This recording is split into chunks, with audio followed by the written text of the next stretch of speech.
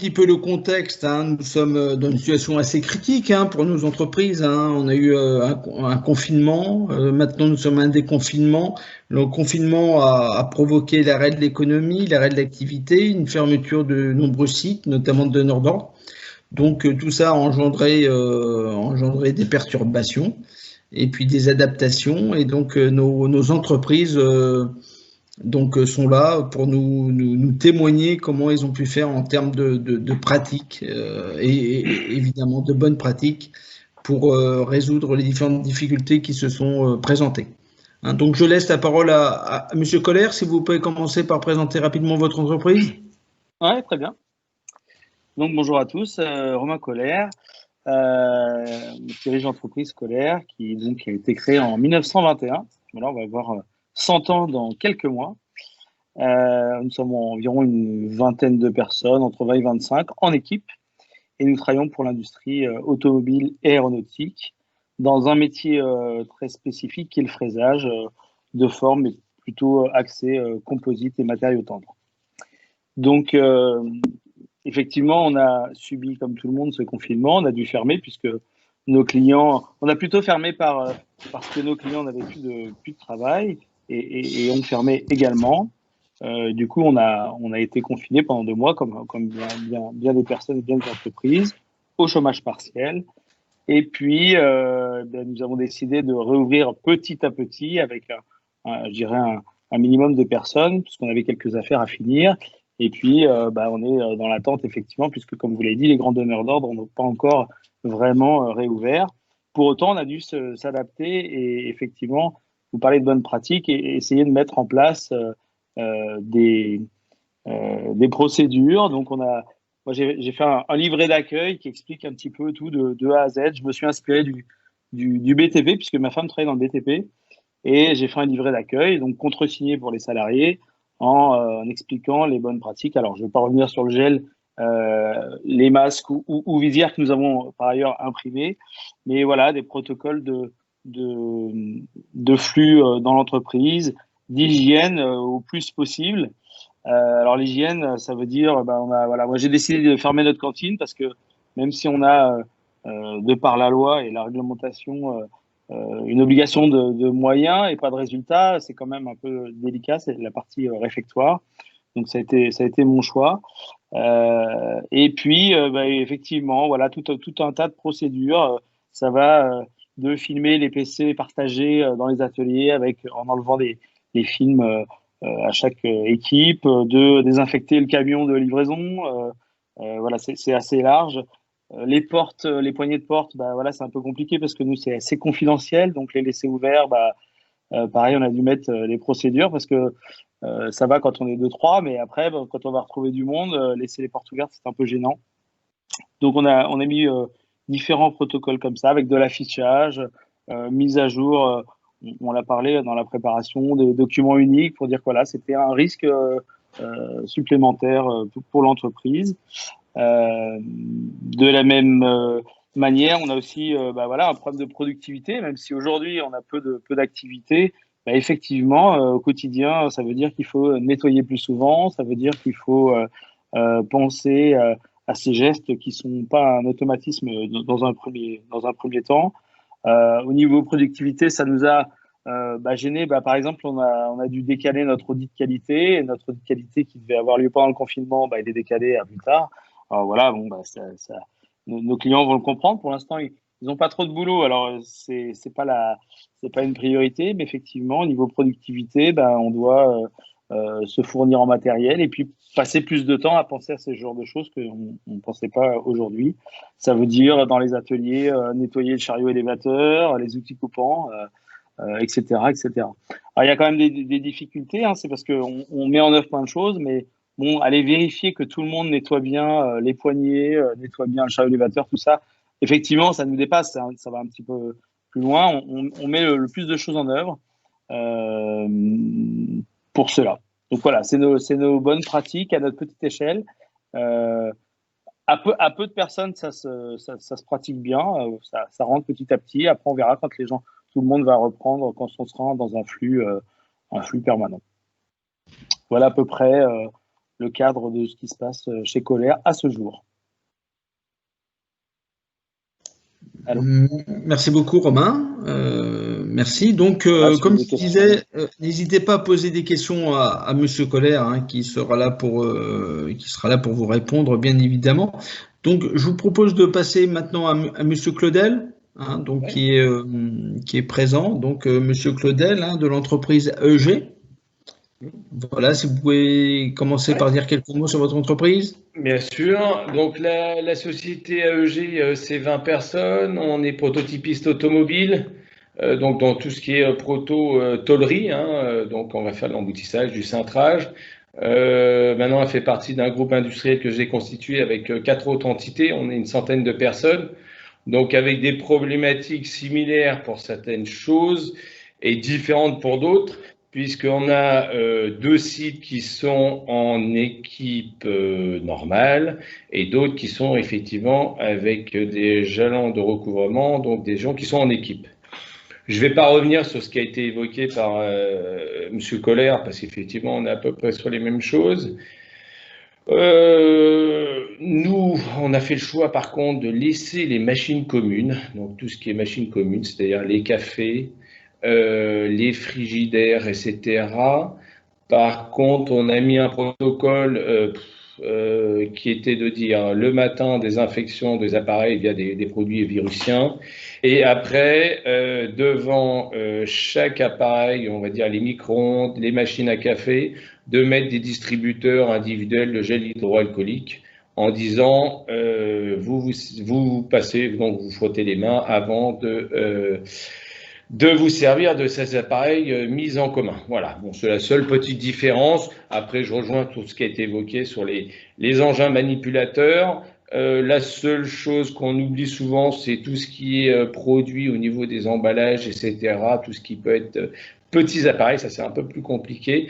Mais effectivement, hier, j'ai eu la visite médicale qui est venue pour nous aider un peu, parce qu'il faut savoir que je le savais un peu, mais sans trop m'en soucier. On a possibilité de se faire aider par nos très chères antennes de la médecine du travail, qui peuvent nous aider pour vérifier quand même que nos protocoles, même le document unique est correctement rempli, de telle façon à éventuellement pas avoir de failles, puisqu'effectivement, comme ce qui a été évoqué tout à l'heure, nous, à la différence de certaines entreprises, on n'a jamais arrêté. On a eu, maintenant, on commence à avoir une petite érosion quand même du chiffre qui fait que on a été obligé de mettre en place le chômage partiel. Et c'est vrai que elle a pu vérifier, puisqu'il ne faut pas oublier qu'on a notre responsabilité pénale qui est engagée, de vérifier que effectivement on avait mis un maximum de choses en place. Elle a pu le vérifier. Les désinfections à peu près pour les machines, pour les sociétés qui étaient en équipe normale, lui l'interpellait pas. Elle nous a juste reproché l'affichage par rapport à l'accueil des personnes extérieures, de bien mettre un écriteau en précisant quel était le protocole quel protocole on mettait en œuvre pour une personne qui venait de l'extérieur, c'est-à-dire lui dire qu'elle ne peut rentrer qu'en se signalant, alors ce qui est un peu obligatoire dans l'ISO, mais bon, de rappeler qu'elle doit être avec un masque et de mettre un distributeur de gel hydroalcoolique pour que dès que la personne arrive, elle soit entre guillemets désinfectée. Après, elle nous a reproché une chose qu'on n'aurait pas traitée dans le document unique, c'est le côté. Alors, nous, on a d'un côté le chômage partiel qui a été mis en œuvre, le télétravail pour certains qui pouvaient l'être, et d'autres, bien sûr, qui étaient au travail en panachant avec le chômage partiel. Malgré tout, elle nous a reproché, entre guillemets, dans le document unique, de pas avoir mis 2 choses. Un, le côté psychologique, du traitement psychologique des gens, c'est-à-dire les gens qui sont en télétravail un peu par alors côté forcé, ou de l'employeur ou de l'employé. Donc l'employeur qui lui dit moi je préfère que tu sois chez toi, ou côté employé, c'est-à-dire j'ai été obligé de rester à la maison parce que j'avais mon enfant à garder. Donc voilà, elle nous a dit qu'il fallait regarder comment le traiter de telle façon à peut-être au niveau des managers à s'assurer que, par un appel journalier, de s'assurer que la personne qui est en télétravail n'est pas éventuellement en rupture psychologique. Ça, elle nous a reproché aussi le fait que ce n'était pas rempli dans le livret, la réintégration des personnes déclarées dites fragiles. Donc les personnes qui sont auprès de la sécurité sociale, donc via le portail Amélie, qui ont reçu une alerte comme quoi ils étaient fragiles, c'est-à-dire que soit par suivant par des soins médicaux lourds, qui font qu'effectivement on leur a proposé et fortement suggéré de rester chez eux. Sauf qu'au bout de 2 mois, comme tout arrêt maladie, il faut passer par une visite médicale de la médecine du travail. D'accord ? Voilà. Sinon, après, je dirais qu'effectivement, je rejoins ce qui a été évoqué par la société Colère. Aujourd'hui, c'est assez facile parce qu'on est à des niveaux de production assez faibles, voire très faibles, avec effectivement des clients qui ont des volumes eux aussi très faibles. Donc aujourd'hui, par une présence des managers et par une assiduité des salariés, on arrive à faire respecter tous ces protocoles de protection. Je demande à voir là d'ici quelques jours ou quelques semaines, puisque ça a l'air effectivement de reprendre un peu en volume, de bien faire attention à ce que les gens respectent toutes ces règles. Ah si, j'ai oublié une petite chose. Il y a une chose qu'on oubliait complètement et elle nous a dit que c'était complètement suffisant. Alors moi, je suis pas trop pour au niveau de l'écologie, mais bon, c'est les lingettes javellisées, en disant qu'effectivement, surtout pour les personnes qui sont en recouvrement, donc les gens qui sont en équipe, de demander à ce qu'effectivement, alors il y avait le côté film, qui est une protection, mais le souci c'est qu'à chaque équipe, il faut l'enlever, c'est de demander à chaque, soit fin d'équipe ou soit nouvelle équipe, ça c'est à vous de voir, de désinfecter les appareils, les machines qui pourraient être mis en commun par le changement d'équipe. Donc ça, il dit que ça peut être au niveau des opérateurs, sachant qu'effectivement, je rejoins encore ce qui a été dit, c'est à nos frais, puisque effectivement, ça va être fait par les opérateurs et donc sur leur temps de présence. Dernier point, effectivement, concernant tous ces déchets, parce qu'on leur dit de mettre des masques, on leur dit de servir de lingettes ou de chiffons pour désinfecter. Elle demande aussi à ce qu'il y ait une poubelle clairement identifiée pour ces déchets-là, de telle façon à ce qu'ils soient conditionnés de façon séparée avant d'être mis dans la poubelle commune. Du moins dans la poubelle de ce qu'on appelle les DIB, hein, les déchets industriels banaux. Voilà, c'est les seules choses qu'elle a à signaler. Après, ben voilà, je dirais que il faut quand même sans cesse demander aux managers tous les matins, moi je leur rappelle, à ce que quand même ils rappellent à leur personnel de respecter tous ces gestes barrières, parce que je vois que depuis maintenant quelques jours, une certaine dérive, où surtout au niveau d'une population dite jeune, on a tendance à refaire un peu le check, hein, pour se dire bonjour et à vite se toucher. Donc, de toujours rappeler ces distanciations qui sont nécessaires. Voilà. Après, tout ce qui est de plus banal, oui, c'est à peu près banal. Il y avait la notion de télétravail et de productivité avec le côté financier qu'on peut aussi aborder au travers du Covid. Je dirais que le télétravail, nous, on l'a énormément mis en œuvre pour la partie bureau. Et bon, par contre, avec une dégradation, moi je trouve, au niveau de la productivité pour nous, société industrielle. Par contre, le côté financier, puisqu'on peut l'évoquer. Ah oui, ce qu'il faut savoir, c'est que dans le type des protections, il y a des protections et un montant qui peut être pris en charge jusqu'à hauteur de 5 000 € pour tout ce qui est masque, gel, protection, plexiglas, etc., par la sécurité sociale. Donc jusqu'à un montant, je crois, de 5 000 €. Nous, on ne l'a pas mis en œuvre, mais voilà, il faut savoir qu'il y a ce dispositif-là qui peut aider côté financier. Et après, bon, après, ça, je ne vais pas l'apprendre, hein, les PGE, le chômage partiel et tout ça, voilà, ça, c'est les outils aussi financiers qu'on a à gérer pour, du moins à piloter, je pourrais même dire ça, piloter à l'euro près, hein, puisqu'effectivement, il est important de le gérer à l'euro près, mais cette notion financière qui nous est donnée pour piloter cette période liée au Covid. Voilà, mais sinon, rien de bien particulier, mais juste des attentions, je pense, à mener encore tous les jours. Voilà. Merci beaucoup Stéphane.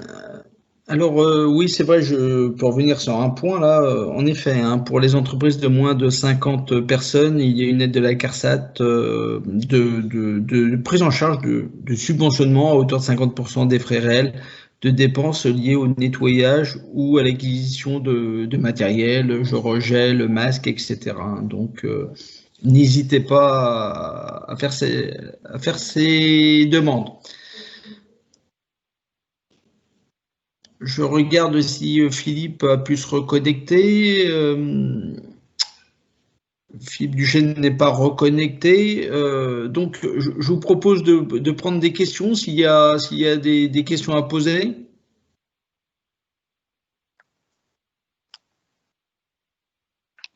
S'il n'y a pas de questions, c'est qu'on a été très clair.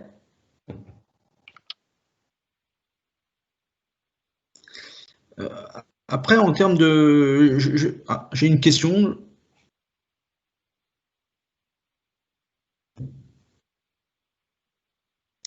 Alors, j'ai une question. Règle non ou mal respectée, le naturel revient rapidement au galop. C'est vrai que c'est un peu sous la contrainte, dans des règles parfois difficiles. Donc, je dirais, pour appliquer ces règles, souvent les règles on les applique avec de la sanction. Est-ce que vous avez eu l'occasion comment vous faites pour maintenir ces règles? Comment vous faites pour, je dirais, pour remettre toujours dans le droit chemin toute dérive des processus, notamment les mesures sanitaires renforcées? Si quelqu'un n'applique pas les règles, il peut contaminer tout le monde et ça reste aussi sous votre responsabilité. Alors, est-ce que vous avez une expérience ou un avis là-dessus? Pas encore en ce qui me concerne, mais c'est toujours délicat de sanctionner, mais il faut être ferme, hein, sinon, effectivement, la dérive peut rapidement être prise par tous les autres. Alors, moi, effectivement, je rejoins un peu ce qu'a dit Romain, c'est qu'aujourd'hui, peu ou pas de sanctions, je dirais plutôt une répétition de sans cesse l'information pour les sensibiliser et bien leur faire comprendre qu'au-delà de nous, et on ne va pas l'évoquer parce que sinon ils vont vite se retourner en disant qu'on a des responsabilités, mais c'est surtout, moi, un rappel vis-à-vis de la responsabilité de son voisin, de l'autre. À la rigueur, la sienne, c'est une chose, mais ça c'est mon devoir, mais je dirais c'est plutôt celle de son voisin de se dire, et moi j'ai eu le cas, hein, donc je peux d'autant plus témoigner que nous sur les 90 personnes, on a eu 5 personnes déclarées positives, qu'on a très vite isolées, sauf une quand même. Alors nous, ce qu'il faut savoir, j'ai oublié de le préciser, maintenant on fait quand même une prise de température hein, tous les matins. Alors il faut savoir qu'effectivement, le salarié peut refuser la prise de température électronique. Ouais, ça a été déclaré comme ça. Je croyais qu'on n'avait pas le droit, moi. C'est pour ça que. Alors, c'est pour ça. Non, mais c'est pour ça. On peut le faire. Nous, on le fait. Pour autant, du fait qu'on la loi ne nous y autorise pas, le salarié peut le refuser. Voilà. Salut Philippe. Oui, donc pour revenir à la prise de température, en fait, il y a une note officielle, une position officielle du ministère là-dessus. C'est de dire que c'est pas ce qui est retenu, c'est que c'est pas quelque chose de suffisant. C'est-à-dire que c'est vraiment en complément de toutes les mesures sanitaires. C'est ça. Voilà. Donc après, c'est autorisé. Et puis, si vous faites une mesure. Nous, on a eu deux cas. Du moins plusieurs cas, on a eu deux situations délicates à traiter, au-delà des 6 personnes qui ont. On a eu la première partie qui a été des gens qui revenaient de zones dites sensibles, qu'on a dû mettre, qu'on a refusé d'admettre chez nous. Et ça a été assez délicat. Ça a été assez délicat parce que le 15, le 6, le ça, tout le monde se renvoyait la tâche. Et honnêtement, ça a été compliqué, cette période-là. Malgré tout, on a réussi à faire admettre aux salariés, malgré tout, qu'il fallait le faire. C'était un bien nécessaire. Voilà. Et après, on a eu la deuxième situation où là, par contre, j'ai un salarié, malgré tout, qui s'est présenté un matin. C'est pour ça qu'on a mis la mesure la mesure de température. Il est malgré tout venu le matin en toussant, sans plus. Et l'après-midi, il est allé voir le médecin et le médecin l'a déclaré inapte avec donc 15 jours de. Et là, voilà. Voilà les attitudes qu'on peut avoir. Le salarié dit bon, moi j'avais un peu de courbature, oui, bon, bah, pas plus que d'habitude, comme une grosse semaine, comme quoi j'aurais été fatigué. Voilà. Donc là, par contre, j'ai été un peu méchant en disant que c'était une attitude scandaleuse. Et c'est vrai que je ne sais pas si ça n'aurait pas mérité effectivement peut-être un avertissement sur un comportement qui aurait pu être déclaré dit dangereux. Voilà, c'est tout. Je ne sais pas réellement ce qu'on peut faire ou pas faire, mais voilà. Là, par contre, j'ai trouvé qu'il avait eu une attitude ouais, scandaleuse, mais voilà. Après, voilà les deux attitudes qu'on a eues. Le reste, après, se sont signalés en disant j'ai été voir le médecin. Ils n'avaient rien de symptômes. Ils ont été déclarés inaptes 15 jours. Et honnêtement, on a juste surveillé éventuellement les compagnons qui fréquentaient pour s'assurer que pendant les 4-5 jours après le fait qu'ils aient été signalés, qu'ils n'aient pas voilà, un, un petit côté suspect qui aurait obligé à les mettre ailleurs. On n'a pas eu ce cas-là, voilà. Mais sur 90, on en a eu 5 et ça s'est assez bien traité. Voilà. Très bien, merci beaucoup, c'est clair. Mais bon, c'est vrai que cette mesure de température n'est pas, voilà, c'est une mesure qui est tolérée, qui n'est pas suffisante, mais beaucoup de sociétés l'appliquent. Hein, pour vous, voilà, j'en connais beaucoup qui appliquent cette mesure de température depuis le début. Je vous propose de revenir dans l'agenda standard de la présentation avec Philippe qui nous a rejoint. Donc, on va laisser la parole à Philippe et on va reprendre les questions pour une réponse coordonnée à la fin de la présentation. Philippe. Alors, pardonnez mon retard, mais j'étais finalement à l'heure et j'ai eu un problème technique, trahi par la technique. Bonjour Stéphane. Ouais, salut Philippe. Ouais, on ne s'est pas croisé. J'ai de tes nouvelles régulièrement. Ouais, bon. Donc, nous, on a. Par rapport à cette période compliquée, on a décidé de fermer. Alors, un petit mot sur ARB d'abord, Philippe. Tu as le slider, tu l'as reçu Oui, je l'ai.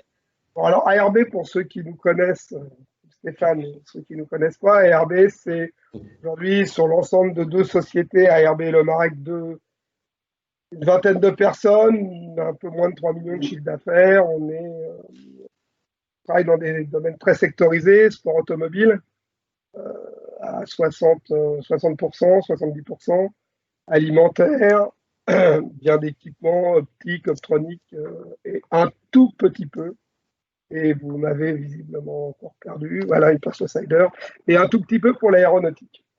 Donc on fait grosso modo 10% avec l'optronique, 60% avec le sport auto dans tout son ensemble, sur différents programmes, différents constructeurs, différentes applications. Et c'est vrai que c'est vraiment ce qui nous occupe le plus au fil de l'année. Et vous comprenez bien que par les temps qui courent, ça nous occupe peu, à mesure où il n'y a pas une course avant, visiblement, juillet.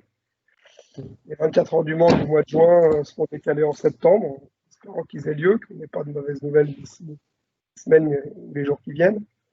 Et voilà, on est équipé enfin le Marek et nous, d'à peu près une dizaine de centres d'usinage, et 8 tours scènes, donc des tours 5 axes avec embarreur, des centres de tournage, des outils palettisés, la petite et moyenne série à pièces à forte valeur ajoutée. Et voilà, équipé en contrôle, nous ne sommes pas certifiés. Et voilà, vous savez à peu près tout sur nous. Et le slider défile et vous voyez à peu près les investissements qu'on fait. On rentre une machine neuve pratiquement tous les 2 ans. Puis maintenant plus de 10 ans. Puis à peu près 12 ans. Voilà. Merci. Donc, on te laisse la parole. Donc, moi, on avait prévu de parler un peu d'économie. Donc, nous, comment on a géré notre problématique, ça a été simple. Stéphane, tu parlais des gens qui revenaient de zone à risque. Moi, quand je suis parti en vacances à Cuba le 15 mars, donc quand la crise et le confinement a eu lieu, j'étais à 1000 km de la France et j'y suis resté un petit peu et je suis rentré le 25 mars par le dernier avion. Donc, c'est mon fils qui a géré la fermeture. Donc, on a été obligé de fermer dans la mesure où nos clients et l'ensemble de tous nos clients nous ont demandé de ne plus livrer jusqu'à nouvel ordre. Pas forcément de stopper nos commandes, hein, on n'a eu aucune commande d'allumer, mais de stopper littéralement les livraisons. Et ça, c'est tous nos clients à part un. Donc, nos sous-traitants, je pense que vous avez certainement eu les mêmes problématiques que nous. En fait, la France s'est arrêtée en 48 heures, grosso modo, et s'est mise à l'arrêt total. Donc, on a fait le choix de faire pareil. Alors qu'on avait de l'activité. Hein.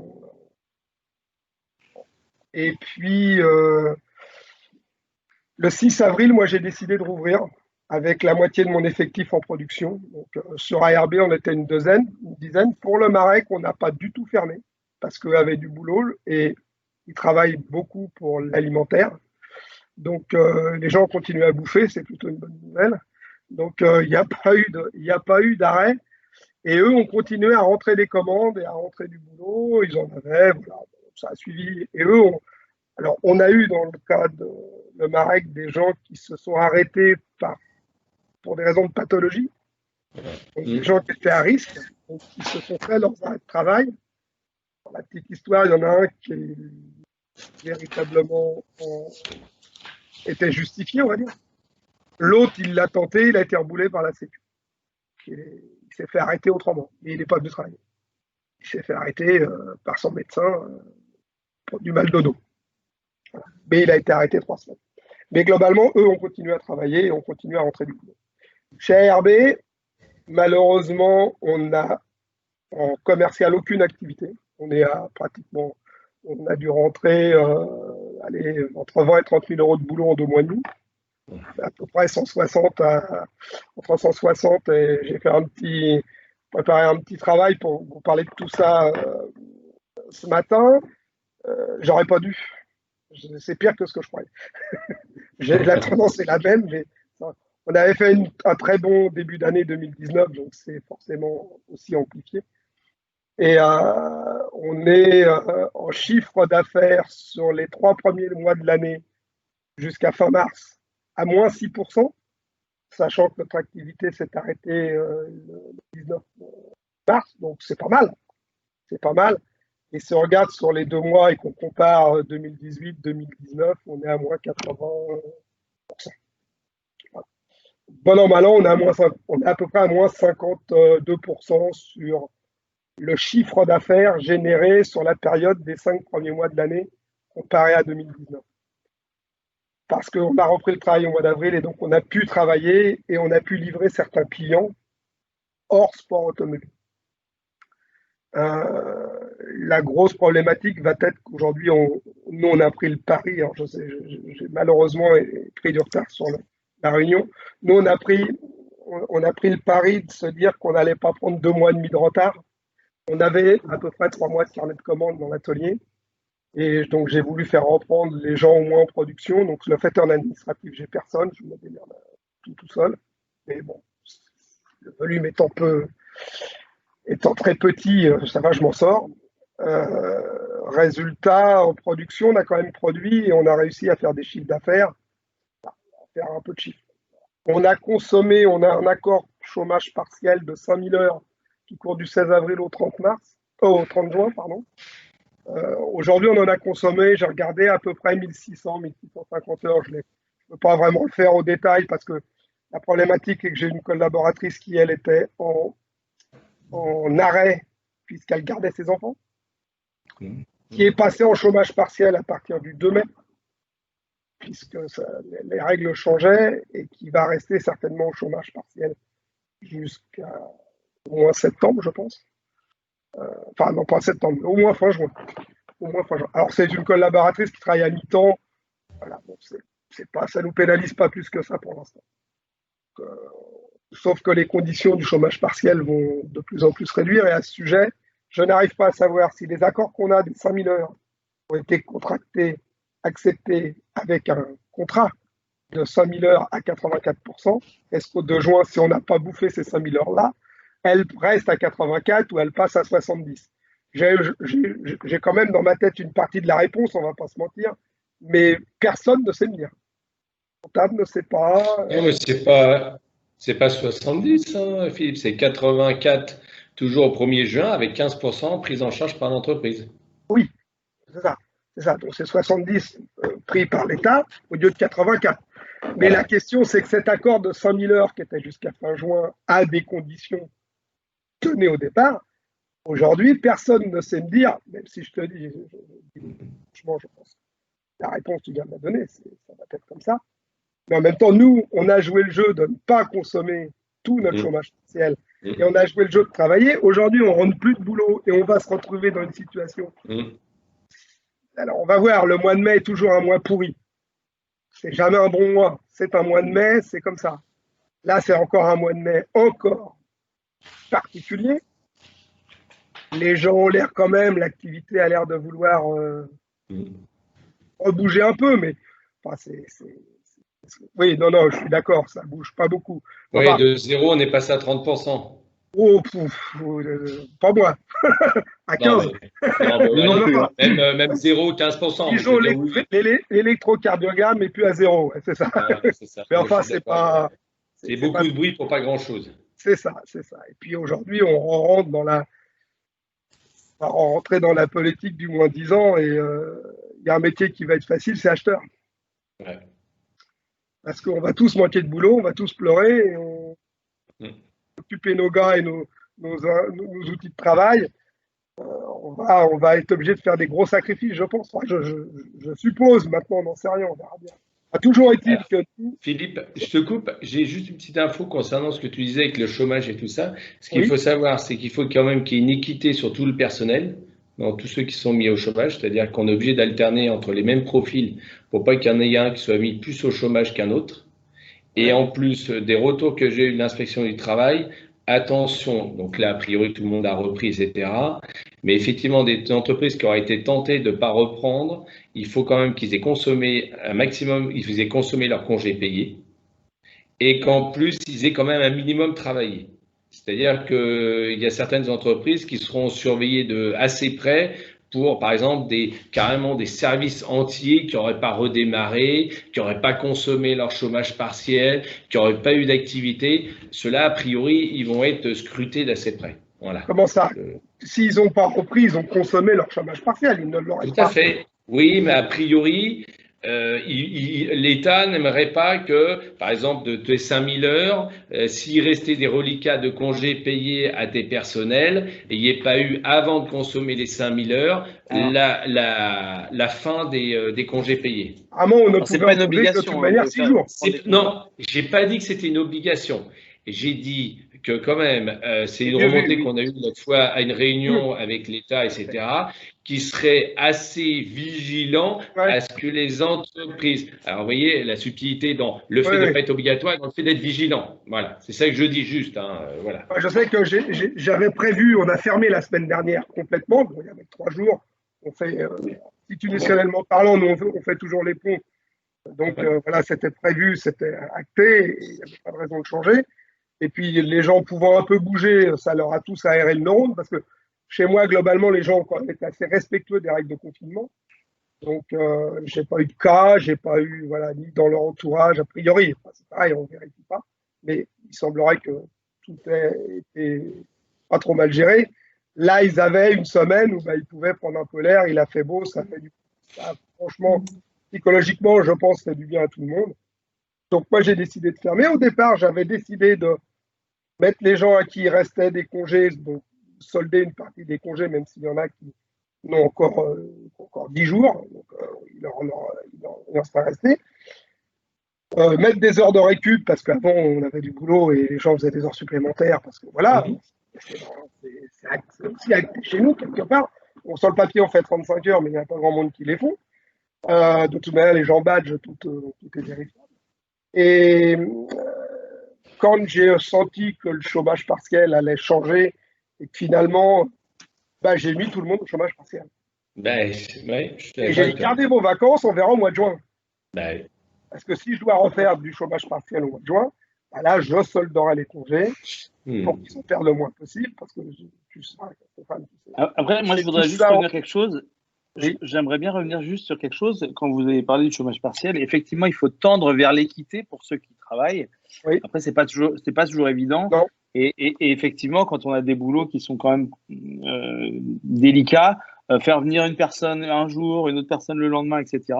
Enfin, ça c'est il faut tendre, mais rien n'est écrit là-dessus, je crois. Hein. Non, mais c'est vraiment. Ce qu'on vient d'évoquer, c'est qu'à partir du moment où c'est pas possible. Non, mais à partir du moment où c'est le justifié, voilà. Et... Non, mais c'est toujours pareil, hein, c'est évoqué. Il faudrait pas qu'à un moment, il y a un salarié qui, au travers de la saisie, par exemple, des prud'hommes, déclare que par rapport à une personne qui aurait le même profil et les mêmes qualifications, ça, ils peuvent. Hein. Ils soient mis de côté. Voilà. Oui. Voilà. Malheureusement, on sait que les prud'hommes sont quand même avant tout faits pour défendre le salarié, pas le patronat. Voilà. C'est malheureusement comme ça. Oui, non, mais voilà, c'est juste, ouais, c'est des petites attentions. C'est ce que je dis aujourd'hui, on a une baisse d'activité qui est terrible. Stéphane, on se connaît depuis un petit moment, on n'est pas tous passés par des moments plus ou moins compliqués. Moi, ça fait quand même maintenant 40 piges que je travaille. Ça, j'avais encore jamais vu. C'est l'idée totale, du flou artistique total, parce qu'on ne sait pas du tout où on va, comment on va en sortir et comment ça va se passer. Moi, je ne fais pas du catastrophisme primaire. Mon boulot, c'est d'essayer d'anticiper au mieux. C'est certainement la période la plus compliquée pour anticiper parce qu'on ne sait absolument pas où on va. Moi, j'aurais tendance à dire qu'il y a aujourd'hui une réalité économique qui est totalement incertaine pour tout le monde. Et ce que j'aimerais, mais je me fais peu d'illusions, c'est qu'on se serre les coudes dans les différents centres d'intérêt qu'on a et dans les réseaux qu'on a pour s'aider les uns les autres au quotidien dans le travail. Parce que malheureusement, je crois qu'il y aura de la casse. Les entreprises saines avec des trésoreries, vont peut-être, suivant la durée, passer le cap, mais il y en a beaucoup qui vont avoir beaucoup de mal. Les entreprises qui étaient déjà fragiles. Aujourd'hui, on parle de Renault. Renault était en difficulté depuis 2 ans, voire 2 ans et demi. Ça les a précipités, mais il y avait déjà les restructurations, ils les ont pas décidées il y a 2 mois. Hein. Ça fait longtemps qu'elles sont dans les tuyaux. Donc, il faut faire attention à essayer quand je disais les acheteurs vont avoir le bon rôle, il faudra essayer d'éviter les uns et les autres de ne pas être trop dans une logique coûte que coûte et plutôt essayer de valoriser quand même malgré tout nos métiers. Parce que ça ne va pas être simple. Je pense que ça ne va pas être simple. Je n'ai malheureusement pas entendu le début et je n'ai pas eu la présentation des différentes entreprises, mais je connais un peu celle de Stéphane. On a des spécificités, on a des métiers où on a besoin de compétences qui sont de plus en plus difficiles à trouver, voire pratiquement introuvables. Et il est clair qu'aujourd'hui, moi, la question est sur la table et le plan est déjà fait. Si l'activité ne reprend pas dans les 2-3 mois qui viennent, on sera obligé de licencier 2 à 3 personnes. J'aurais pas le choix. Et véritablement, ça m'emmerde. Parce que quand il va falloir, parce qu'un jour ou l'autre, j'espère que l'activité redémarrera et qu'il faudra retrouver du personnel, quand vous travaillez avec des équipes et des équipes qui tiennent la route et qu'il faut s'en séparer, moi, personnellement, je dis ça comme un drame. Mmh. On l'a évoqué avec Romain il y a 2 jours quand on a fait la réunion de préparation. Ouais. On disait qu'effectivement, l'hôtellerie, tout ce qui est tourisme, honnêtement, moi je veux bien, mais aujourd'hui ils ont le droit à des règles de protection des chômage qui sont super fortes jusqu'à la fin de l'année. Nous, quand on voit nos entreprises, Romain disait son entreprise va fêter ses 100 ans, et quand on voit le matériel de nos entreprises, si demain on arrête nos activités, au-delà des compétences, et tu viens de le dire Philippe, de personnels qui ont mis un certain temps avant d'être formés, qui au bout de 4-5 ans commencent à devenir des techniciens, On va pas redémarrer une entreprise en claquant des doigts et en disant, bah tiens, j'ai repris un local, je fais rentrer des machines.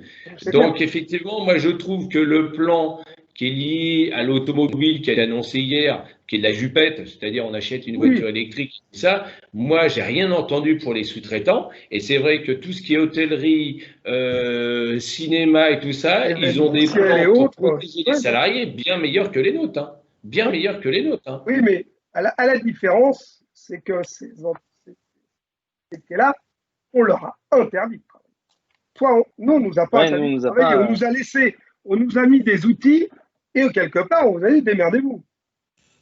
En tant que chef d'entreprise, refaire venir les mecs au boulot, c'était méga compliqué. Attends. Philippe, je t'arrête juste sur le fait que, par exemple, l'hôtellerie n'avait aucune interdiction de fonctionner. La restauration, oui, mais pas l'hôtellerie. L'hôtellerie, elle s'est arrêtée parce qu'elle n'avait pas de clients. Oui. Donc, c'est un peu notre cas. Nous, aujourd'hui, on s'arrête, du moins, on baisse notre volet. Pourquoi? Parce qu'on a une baisse d'activité. Donc, moi, j'ai entendu un discours. C'est absolument pas.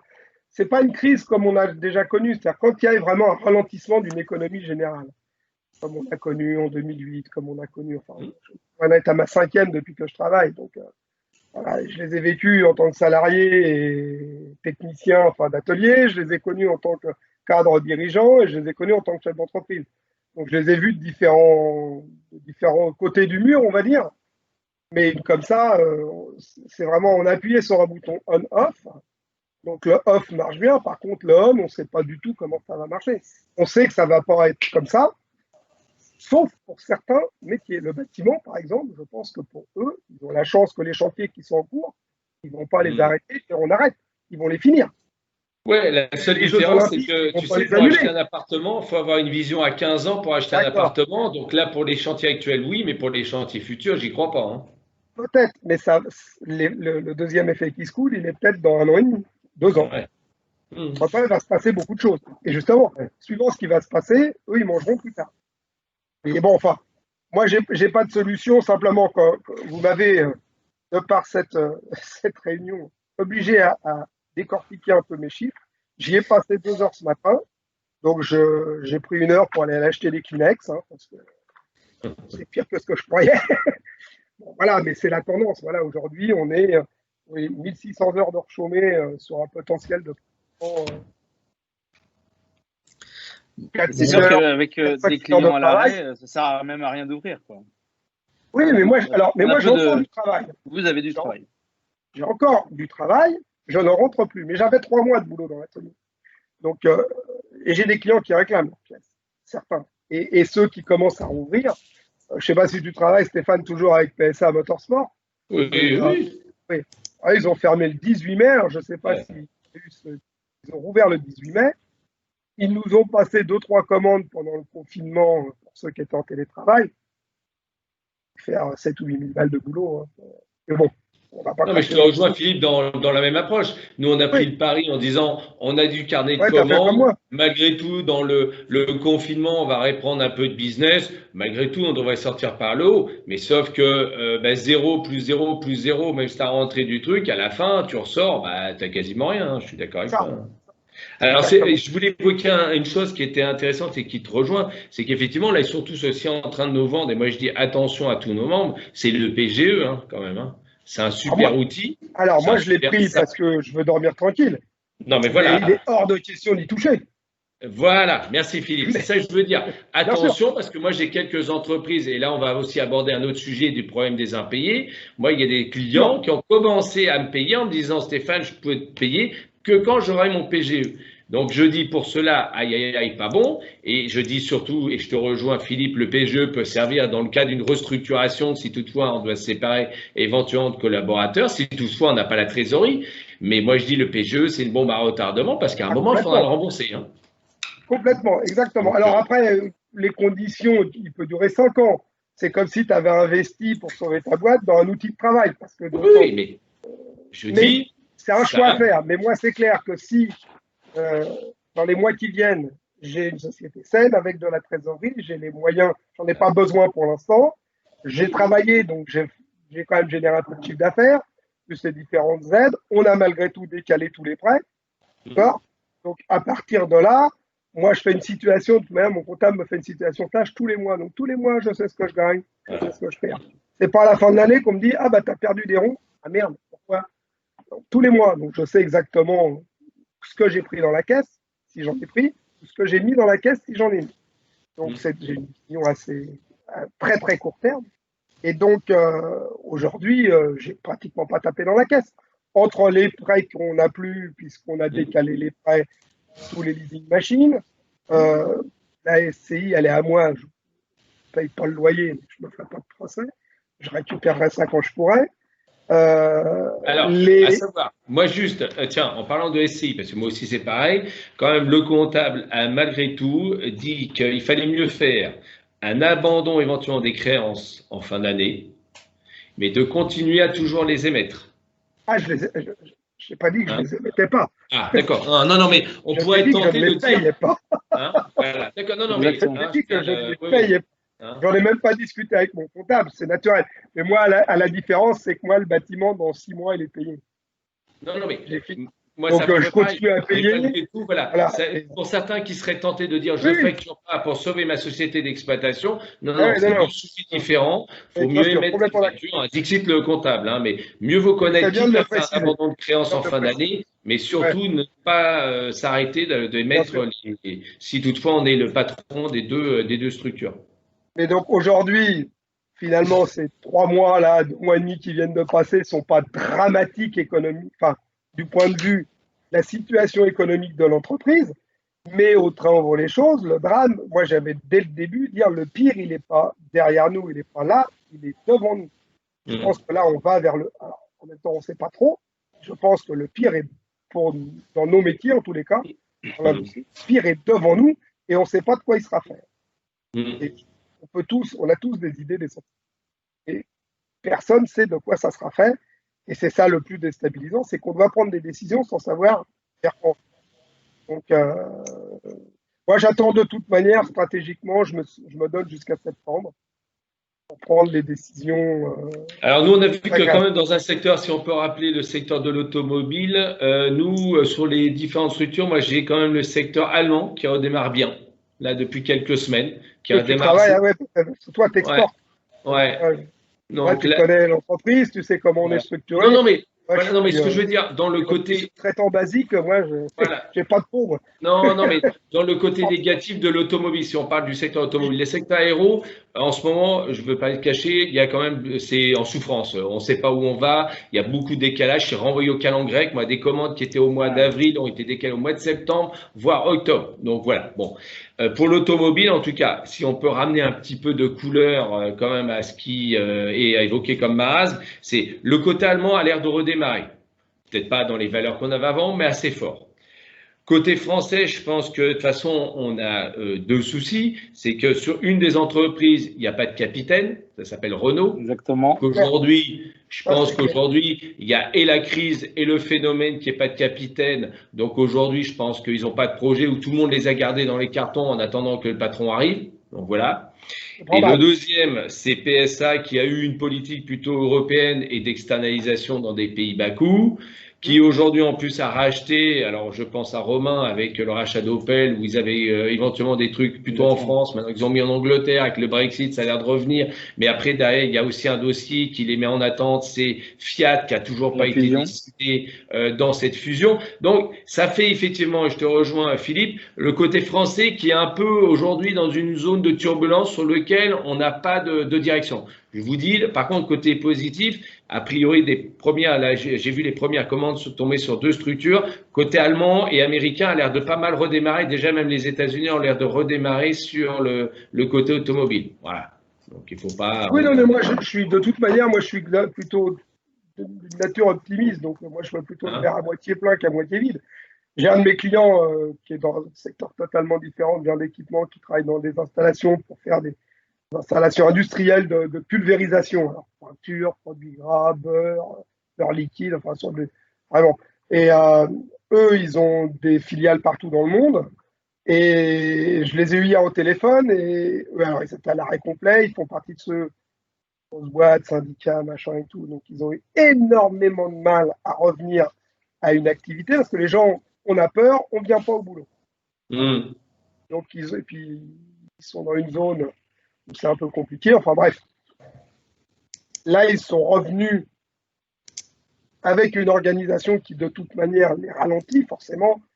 À chaque poste, quand les pièces font beaucoup de montage, évidemment, il semble. Chaque fois qu'il y a une équipe qui monte un truc, il est posé, mis en quarantaine une demi-journée. Ça, c'est des règles qui paraissent absolument dingues. Mais bon, bref, c'est comme ça. Je ne suis pas médecin. Il y avait assez de médecins pendant le confinement. C'est pour ça qu'ils n'ont pas trouvé de remède. Ils étaient tous à la télé. Et donc, du coup, eux me disent qu'ils sont revenus à presque au plein emploi par rapport à ce qu'ils étaient au départ. Presque. Beaucoup de gens télétravaillent, ceux qui peuvent. Et au montage, ils ont 4000 heures de retard de montage. Et leur filiale chinoise les sollicite beaucoup parce qu'en Chine, c'est reparti. Eux, ils ont États-Unis, Chine, c'est à peu près sur tous les pays. Voilà, c'est ça. Donc, je pense que donc, quand l'économie mondiale va redémarrer, mondiale, ça rebouge un peu plus. Ouais. Enfin, on a un mois de décalage, de toute manière. On a démarré, les dispositions ont été prises un mois après. En Angleterre, 15 jours après. Et finalement, tu t'aperçois qu'on avait 15 jours, 3 semaines avec l'Italie. On avait les Anglais avec 15 jours sur nous. Bon, bah, les Chinois, ils étaient en avance, c'est eux qui ont commencé. Le seul truc qui m'interpelle, et c'est là où j'ai rien entendu de la part de Luc Châtel ou même de l'État, c'est l'innovation. J'ai entendu beaucoup d'innovations qui étaient décalées. On parle de l'électrique, mais l'innovation proprement dit. Oui, j'ai rien entendu des nouveaux modèles chez Renault, chez Peugeot, parce qu'on en revient à ce que j'ai dit tout à l'heure. Donc là, on est vraiment dans une panne quand même de ce qui est proposé pour nos entreprises et je pense pour un certain nombre d'adhérents du Ravi. Voilà. Pas de projet. Du coup, si les gros ne travaillent pas, le tissu des petits ne travaille pas non plus. Ouais. Oui, ils ont juste explicité que dans le militaire, ils voulaient lancer, forcer à lancer des projets. Mais bon, quand on n'y est pas dès le début, dans le militaire, on ne peut pas y rentrer en 3 mois. Ça fait 1 an et demi que j'essaye d'y rentrer. Ça fait 1 an et demi que j'essaye d'y rentrer, il n'y a rien à faire. Bon, alors, nous, on y est rentré. Alors effectivement, je pourrais dire que il y a eu des choses, il y a des choses qui sont en train de se préparer à la DGA. Il y a effectivement ce fameux dossier de je sais plus combien de milliards qui arrive sur les 4 prochaines années sur les nouveaux véhicules. Il y a des choses qui sont en train de se tramer, il y a des choses à faire. Alors moi, ce que j'ai eu comme écho, je pense à par exemple une société qui fait du traitement, je pense à Protec, puisque j'ai discuté avec Jean-Christophe la semaine dernière. Il m'a dit qu'un secteur qui avait l'air de pas mal bouger pour nous les entreprises ravies, c'est le secteur du ferroviaire. Alors je ne sais pas si on peut se retrouver, pour certains, Romain peut-être difficile, mais je sais que voilà, le ferroviaire est un secteur a priori qui a l'air de bouger. Le ferroviaire, on bosse un peu pour la RATP. Mais sinon, le ferroviaire, le problème, c'est que c'est toute la partie nord de la France où ils font vraiment tout là-bas, avec des prix qui sont des prix de là-bas. Des prix du Nord. Forcément, ils viennent pas en Île-de-France pour faire travailler des boîtes françaises, des boîtes. Excusez-moi, je vais faire une petite aparté. Romain, vous faites quoi comme activité? C'est quoi votre activité? Oui, alors c'est ce que j'ai expliqué tout à l'heure. Non, pas de problème. Ah oui, je suis désolé. En fait, non, aucun souci. Nous, je représentais rapidement. En fait, nous, on a été créé en 1921. Et donc, on est une société d'environ entre 20 et 25 personnes où on fait du fraisage. C'est vraiment notre métier premier, c'est de faire du fraisage, plutôt dans des dimensions assez importantes. Et on fabrique des maquettes de style pour l'auto, donc pour le groupe PSA, Renault et ceux qui veulent. Et on fabrique aussi des outillages. Pardon? C'est quoi l'entreprise? Ah, la société Colère. Colère, oui. Et donc, il a fait rentrer des belles machines, Philippe.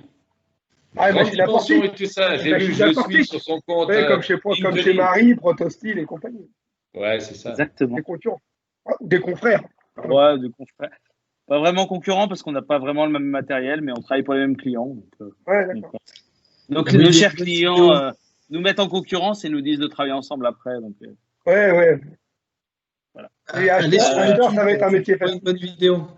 À la différence qu'on s'est vraiment diversifié dans l'aéronautique et donc on fait des outillages composites et on usine des pièces carbone pour ces gens-là. Donc effectivement, en ce moment, c'est cadence zéro et avec vraiment très très peu de visibilité, un avenir très incertain. Donc effectivement, quelque part, malheureusement, tant que les clients sont pas là, pareil. Vous êtes dans quel coin? Vous êtes où? Vous êtes situé à Montigny-Bretonneux. D'accord, ok. Bon, je vais vous couper parce que je dirais merci beaucoup pour ces échanges à bâton rompu, mais je souhaiterais qu'on réponde aux deux questions suivantes, si vous êtes d'accord. Donc la première des questions, c'est lié aux recommandations du ministère du Travail, gestion de l'espace de 4 mètres carrés par personne et des zones de circulation. Comment avez-vous pris en compte ces recommandations dans les mesures mises en place? Donc voilà, donc un des points qui est sous-jacent, c'est les pertes de productibilité. C'est vous avez une ligne de production avec 3 personnes, mais vous pouvez pas avoir 3 fois 4 mètres carrés, donc il n'y en a plus que 2. Est-ce que vous avez à tourner? Donc c'est comment vous avez bien pris en compte ces 4 mètres carrés par personne et les zones de circulation. Si quelqu'un d'entre vous... On a fait la différence entre le côté bureau et le côté atelier. On a considéré que l'atelier, c'était un peu comme considérer qu'on était dehors. Donc, de toute façon, on voit bien que même les restaurations, les 4 mètres carrés, les 12 mètres carrés, là, ils l'ont viré. Donc, on considère qu'effectivement, dans les bureaux, on est passé sur 4 mètres carrés et on a panaché avec des gens en télétravail en faisant une rotation. Et par contre, côté production, à part ce que disait Romain tout à l'heure avec une protection plus ou moins individuelle, si toutefois il y avait une proximité trop proche et voire des plexiglas à certains endroits, 4 mètres carrés dans un atelier, on a tous des entreprises assez grandes. Oui, assez grandes. Qui ont fait que voilà, on n'avait pas ce souci de 4 mètres carrés. Après, dans les flux, par contre, c'est sûr que nous, là, alors Romain lui a fermé, nous la partie réfectoire, on l'a laissée ouverte, mais on a demandé les tables, on les a mis en croisée, on a fait des plans de table et on a fait des horaires décalés pour manger. Voilà. Mais il n'y a eu que ça qui a été comme flux vraiment déclarer les vestiaires, pareil, les vestiaires 1 sur 2 et dans la mesure du possible où ils pouvaient arriver un peu avant ou un peu après, on était plus tolérant sur les horaires de telle façon à ce qu'ils n'arrivent pas en masse dans les vestiaires. Voilà, c'est tout. Très bien, merci. On a fait un peu la même chose aussi dans la mesure où déjà on est moins, mais donc l'atelier, on a considéré que les protections individuelles étaient suffisantes. Les 4 mètres carrés, je ne les ai pas mesurés, mais ils y sont largement entre chaque machine. Après, ils communiquent parce qu'on travaille en équipe. Donc, quand on communique, on essaye de faire attention. Plus de serrage de main, plus d'embrassade. La cantine, ils mangent que par 2, en décalé, mais c'était déjà comme ça, donc c'était dans les règles. Parce que la cantine n'est pas très grande, donc dès qu'ils s'y mettent à trop, c'est un peu le bordel. Donc là, pas de problème. Et nous, on a les horaires variables. Donc, en fait, les gens arrivent quand ils veulent, entre 7h et 8h30. Et donc, naturellement, j'ai un mix, mon personnel, entre les jeunes et les vieux. Je ne vous dis pas lesquels arrivent le plus tôt. Et d'ailleurs, c'est à cause de ça que j'ai mis en place un variable, parce que sinon, on ne peut pas cap. Parce que les jeunes ne savent pas ce que c'est que de commencer à être là à 7h15. 7h15, ils ne sont pas levés encore. Parce qu'ils ont des enfants. Donc, finalement, moi, j'ai des arrivées étalées sur 1h30. Ouais. J'ai 8 personnes qui arrivent. Mais ça, cet horaire variable, c'est au travers du Covid que tu l'as mis en place? Non, moi, je l'ai mis en place depuis. Alors, je l'ai mis en place depuis la dernière crise, en fait. D'accord. Donc, j'ai dû le mettre en place en 2009, je crois. Où on faisait 39 heures, on n'était pas passé aux 35 heures. C'était la période un peu charnière de l'époque. Et tout simplement, je voulais garder mon effectif complet pour les mêmes raisons que celles que j'ai tenues aujourd'hui. Et j'ai demandé à tout le monde de descendre à 35 heures, payer 35 heures. Et j'ai dit, dans ces conditions, je ferai le maximum pour garder tout le monde et on fera le point dans un trimestre. Et tout le monde a accepté. Et quand on a eu à nouveau une activité avec, vous savez bien comment ça se passe dans le sport auto, des délais très courts, il faut bosser et tout, ben on s'est adapté, on avait besoin de s'adapter, donc des fois on faisait plus d'heures que d'autres. C'est difficile de gérer ça avec le calepin, et donc du coup on a volontairement mis en place l'horaire variable, et donc on a ça depuis 2000. Et franchement, c'est pas mal. Ouais, d'accord. Quand tu as une équipe qui a la souplesse et qui est capable qui ne compte pas ses heures, en fait. Il fait son travail et qui attend que son travail soit fini pour être parti, qui a une notion de. Ça se passe vraiment très bien. Je ne dis pas que c'est la panacée, mais moi, chez moi, c'est pas mal. J'en suis très content. Donc là, en fait, ça me permet d'étaler les arrivées et les sorties. Ouais. J'ai jamais plus d'une ou deux personnes dans le vestiaire, mais c'est pratiquement tout le temps. Et dans les bureaux, bah, ma femme est en chômage partiel et elle est à l'étage de toute manière, mais elle est en chômage partiel. Et mon assistant est en chômage partiel, donc je suis tout seul. Donc j'ai à peu près 100 mètres carrés pour moi tout seul. Ça va, je suis large. T'as la belle vie. Je suis large. Voilà. Mais la circulation, nous, on n'a pas trop. On essaye de ne pas faire rentrer les chauffeurs dans l'atelier. C'est tout. Ouais, absolument, pareil. Livraison, on les laisse à l'extérieur. C'est tout. Mais on confine pas les pièces quand elles arrivent. Ah, nous, on le fait 24 heures. Ah non, Elles arrivent et on les ouvre le lendemain. on fait pas. Ouais, d'accord. Bon, de toute façon, il y a tellement peu de règles et on sait tellement peu. Il y en a certains, ils vont dire c'est 5 jours sur du Ouais, carton, c'est ça. quelques heures ou quelques minutes sur le métal. Bon, on sait Ouais. pas. Bon, Moi, je suis pas parano. Les gars ont été confinés pour la plupart comme tout le monde. Visiblement, ils ont plutôt bien respecté. On n'a pas de cas, ni dans leur entourage, à leur dire en tous les cas, mais on n'a pas de cas, personne. Bon, ça fait 2 mois et demi qu'on est dans cette situation. Je crois que s'ils avaient dû être malades, ils le seraient, je pense déjà. Les risques s'estompent quand même au fil du temps, même s'il faut rester vigilant. Il ne faut pas être parano, quoi. On nous a quand même inculqué la paranoïa pendant 2 mois. Là. Alors, je vais y mettre juste un petit bémol. Moi, j'aurais tenu le même discours, hein, Philippe. Tu sais pas sans savoir, mais qu'on a racheté une partie de la société Jacob Veka, M. Cousteau, qui nous Il est accompagnait. décédé, on m'a dit ça la semaine dernière. Emporté par le Covid, en une C'est semaine. pas fait, on n'a pas su me dire. On n'a pas su me dire. Alors, embolie pulmonaire, Oui, tu préfères, oui. d'accord, hein, ok. Voilà, pour pas être dans les chiffres. Moi, il m'appelait le vendredi, je sais plus combien, pour me dire comment ça allait. Une semaine après, j'avais un SMS de son épouse qui me disait il nous rejoindra plus, quoi. Voilà. Donc, on m'a dit, il travaillait pour toi, il était en. Ouais. Donc en une semaine, hein. Voilà. Donc tu préfères, ça te fait. Non, mais j'en suis conscient. De toute façon, je dis pas que c'est. Moi, je dis pas que c'est une petite grippe et que c'est pas grave. Mais on peut pas vivre dans la paranoïa. Je suis d'accord avec toi, mais moi j'aurais tenu le même discours complet en disant c'est juste un petit truc là. Moi ça m'a fait drôle. Ouais. Tu vois, tu reçois un SMS comme ça d'une personne en plus qui t'avait appelé quelques jours avant, en plus qui s'inquiétait de toi par rapport à la situation. Et il a fait un bien, ça aurait dû être. Et qu'est-ce que je voulais dire? Il a été déterminé comment et où il a chopé cette merde. Ah bon, on sait pas. Peut-être à la rigueur, par rapport à son environnement, sa vie. Je sais pas, tu sais, 61 ans, il était dans les critères à risque, gros fumeur. Oui, voilà.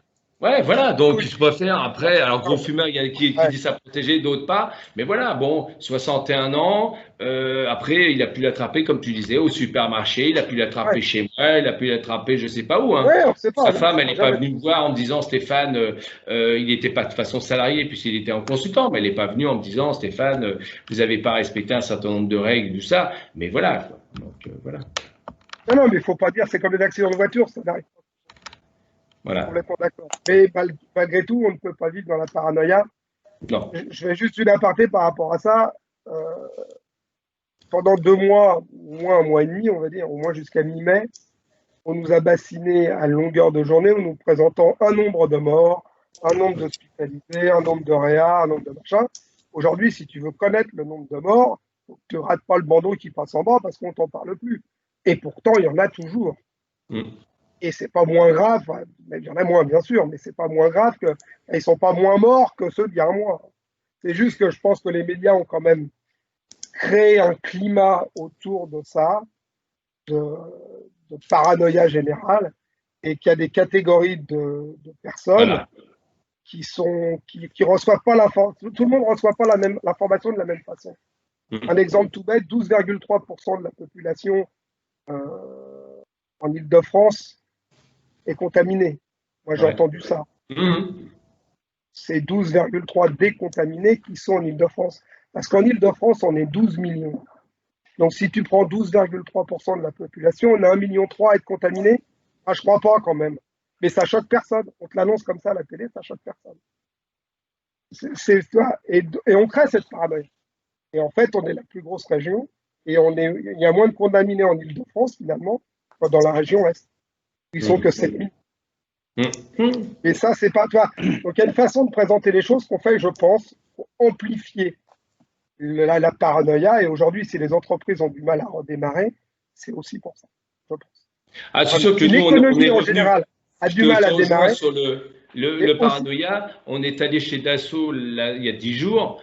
Les gars, ils sont, ce que disait Romain avec ses visières, les gars, ils sont avec masque, gants, visière. Le mec, la barbe, ça paraît con. Le mec, il avait ça depuis 2 jours. Il dit, hey, chef, moi, vous m'expliquez. Soit je travaille avec, sans rien, mais là, je peux pas. Le mec, il avait de la buée, il voyait plus rien dans ses manœuvres. Donc, je pense qu'effectivement, dans ce que tu dis, on est passé d'une hyper protection à un moment, et il n'y a que Trump qui s'est permis de dire, à un moment, il va faire un choix entre le côté sanitaire et le choix économique. bien C'est sûr. là où, effectivement, nous, chefs d'entreprise, entre guillemets, il va falloir qu'on prenne nos responsabilités. Mais c'est vrai qu'à côté de ça, faut pas oublier que normalement, on a des responsabilités et qu'on doit en tenir compte. C'est tout. Après, je te rejoins Oui, sur non, le non. fait qu'il faut pas. Moi, Voilà, j'ai donné du gel et des masques à tout le monde. Les voilà. gens qui venaient en transport en commun, je leur ai interdit de venir en transport en commun. Vous venez en voiture, je vous paye votre essence, mais si vous dites je ne veux pas venir avec ma voiture, je ne veux pas l'user, enfin, après, ils peuvent tous avoir une bonne raison. C'est pas dur, vous restez chez vous. Je ne veux pas vous voir à la télé. Tout le monde est venu avec sa voiture, j'ai payé l'essence à tous ceux qui venaient en transport en commun. Je suis d'accord avec toi. On va J'en ai reprendre un après. qui a repris les transports en commun depuis lundi, d'accord, et qui me dit que c'est plutôt bien. C'est-à-dire qu'il n'y a pas une. Commence tôt, il fait partie de ceux qui arrivent à 7h30, Ouais, tout le monde. à peu Ouais. près. Un Donc, productif. pourtant, c'est un jeune. Enfin, un jeune, oui, Vous il voyez, a 33 ans. Non, mais oui, mais c'est un Portugais. Non, mais il vient de Saint-Maur-des-Fossés, t'imagines? C'est la Ouais. terre. C'est pas loin. Mais bon, il est là tôt et il a de la place assise. C'est un siège sur 2. Tous les gens, a priori, respectent et ont un masque. Et finalement, il a du gel hydroalcoolique, donc il se lave les mains. Hein.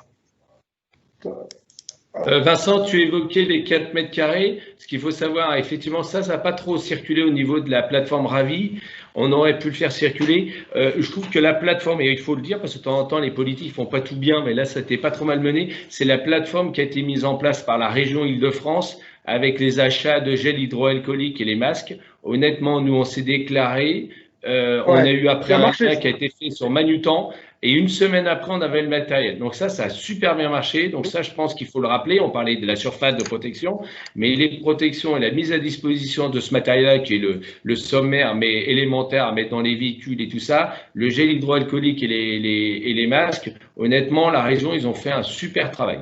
Voilà. Ouais, non, mais de ce côté-là, je trouve que, même d'une manière générale, après, je préfère être à ma place qu'à la leur, quelque part, mais globalement, la politique fait un énorme travail, ont été très généreux, ont assumé, plus qu'assumé leurs responsabilités. Il est toujours facile de tirer sur l'ambulance, mais vaut mieux être en France qu'aux États-Unis. Hein. Oui, je te le dis. Hein. C'est certain. Ouais. Alors, juste pour information, information à tout le monde, nous avons sur notre page Moveo une page dédiée au Covid et sur lequel on a répertorié de manière assez exhaustive et bien ordonnée pour éviter que ce soit en bazar, parce qu'on est vite perdu, parce qu'il y a beaucoup de communication et beaucoup de choses. Vous retrouvez par bloc les différentes mesures, aide, etc. C'est assez complet. Et là, vous retrouvez cette fameuse page de l'Île-de-France et on va retrouver la même chose côté Normandie. Je veux dire, vous avez beaucoup d'informations. Pour retrouver cette page dès l'accueil, dès la première page d'accueil de Moveo, vous avez un lien, vous cliquez sur le lien, c'est tout au-dessus et vous tombez sur pas mal d'informations qui peuvent vous aider, qui peuvent vous répondre. Parce que vous avez beaucoup d'interrogations, mais je dirais la documentation a été prolixe là-dessus. Il existe beaucoup de choses. Et peut-être pas un peu trop, parce que pour certains, c'est un peu difficile.